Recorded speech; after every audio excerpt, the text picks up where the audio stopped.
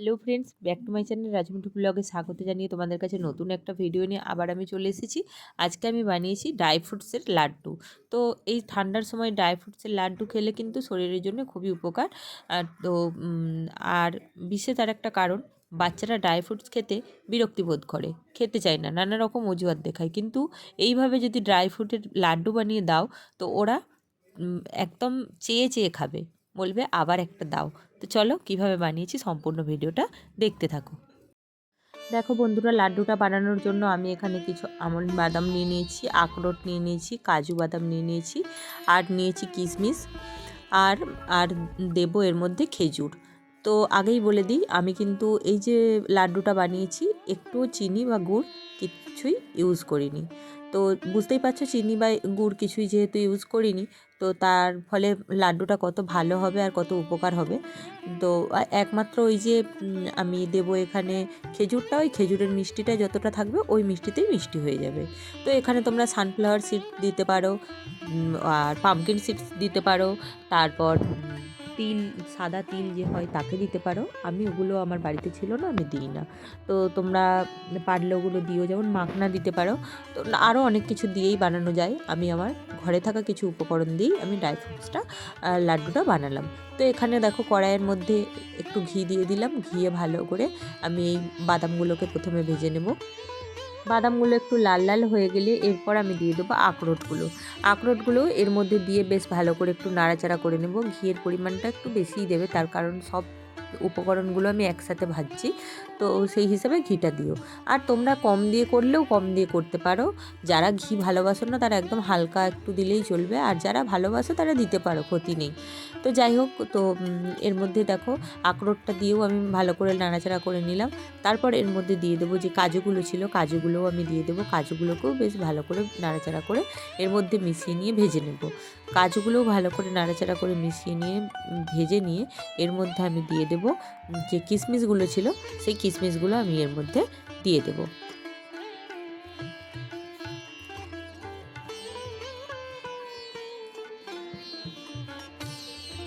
কিশমিশগুলো আমি এর মধ্যে দিয়ে দিলাম। কিশমিশগুলোকেও দিয়ে বেশ কিছুক্ষণ নাড়াচাড়া করে নিয়ে আবার আমি এগুলোকে ভেজে নেব সব একসঙ্গে।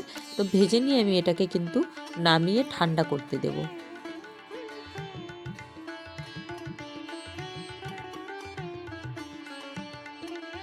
এই দিকে দেখো আমি কিছু খেজুর নিয়ে নিয়েছি, আর খেজুরগুলো কিন্তু খুব শক্ত খেজুর নেবে না, এরকম একটু নরম খেজুরটা নেবে। খুব একটা শক্ত খেজুর নেওয়ার দরকার নেই, একটু এরকম নরম খেজুরটা নিতে হবে। তার কারণ যেহেতু চিনি বা গুড় কিছুই পড়ছে না, তো নরম খেজুরটা দিলে তবেই গলে যেয়ে মিষ্টিটা ভালো বানানো যাবে।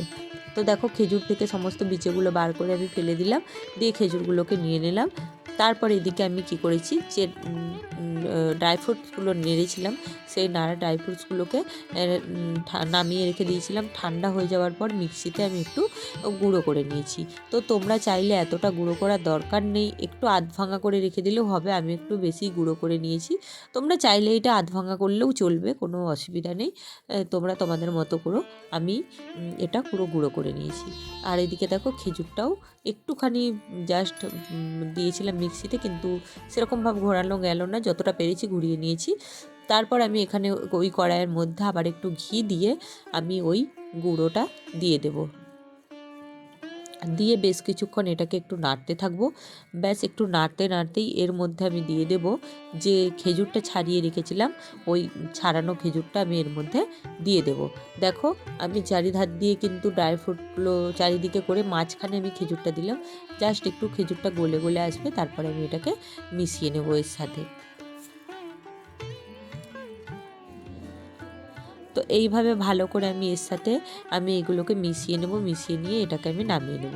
তো বন্ধুরা, ভিডিওটা চলাকালীন আমার একটাই রিকোয়েস্ট, ভিডিওটা ভালো লাগলে লাইক, কমেন্ট এন্ড শেয়ার করো। যারা আমার চ্যানেলে নতুন তারা অবশ্যই করে চ্যানেলটা সাবস্ক্রাইব করে পাশে থাকা বেল বাটনটি বাজিয়ে দিও, যাতে আমার ভিডিও তোমরা সবার আগে দেখতে পাও।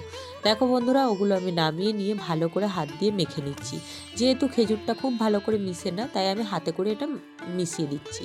তো সব উপকরণগুলো তো আমার ভাজাই আছে, তো হাতে করে বেশ ভালো করে মিশিয়ে নিতে হবে। এইভাবে মিশিয়ে নিয়ে তারপরে একটা একটা করে লাড্ডু পাকিয়ে নিলেই আমার লাড্ডুটা রেডি হয়ে যাবে। তো দেখতেই পাচ্ছ বন্ধুরা কত সুন্দর হয়ে গেছে। আর এরকম এইভাবে এমনি এমনি করে লাড্ডুগুলো পাকিয়ে নিবি, প্রত্যেকটা লাড্ডু এমনি করে পাকিয়ে নিও। একটা লাড্ডু কিন্তু প্রতিদিন একটা করে লাড্ডু যদি একজন খায় শরীরের জন্য ভীষণ ভীষণ উপকার। বাচ্চারা তো অবশ্যই এটা খাবে, বাচ্চাদের জন্য তো সবথেকে উপকারী জিনিস এটাই।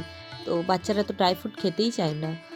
অনেক অনেক বাচ্চাই আছে, বেশিরভাগ বাচ্চারাই খেতে চায় না, কিন্তু এইভাবে দিলে কিন্তু বাচ্চারা খেয়েও নেবে আর শরীরের জন্য উপকার। তো চলো বন্ধুরা, আবার আসবো নতুন একটা ভিডিও নিয়ে খুব তাড়াতাড়ি। ততক্ষণ তোমরা ভালো থেকো, সুস্থ থেকো, সাবধানে থেকো, টাটা।